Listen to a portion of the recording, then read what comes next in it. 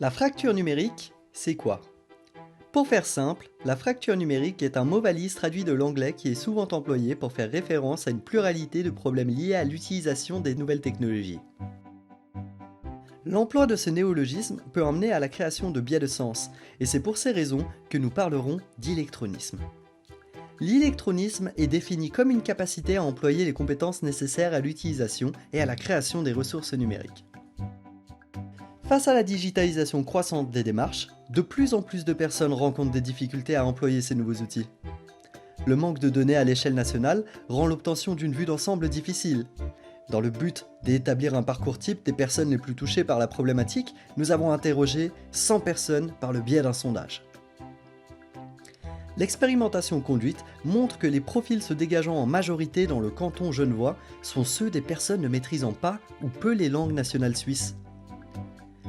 80% des personnes ne maîtrisant aucune des langues nationales suisses et 50% ayant un niveau intermédiaire ont déclaré avoir été en difficulté à cause de l'utilisation accrue du numérique pendant la crise Covid-19.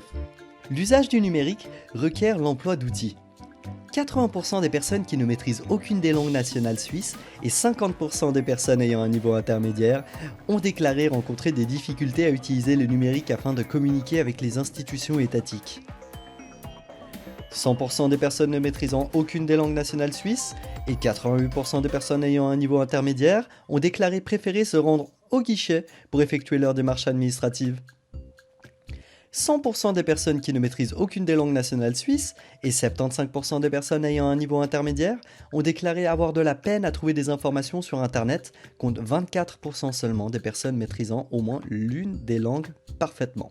Un chiffre d'autant plus frappant lorsque presque toutes les personnes ne parlant pas au moins l'une des langues nationales pensent être touchées par l'électronisme. Il est donc indéniable que nos connaissances actuelles ne sont pas suffisantes face à un problème d'une telle envergure.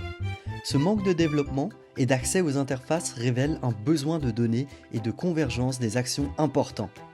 Si vous pensez être ou connaître quelqu'un de touché par l'électronisme, vous pouvez vous tourner vers ces organismes afin d'en apprendre plus. Et vous ? Songez-vous parfois au défi de la transition numérique ?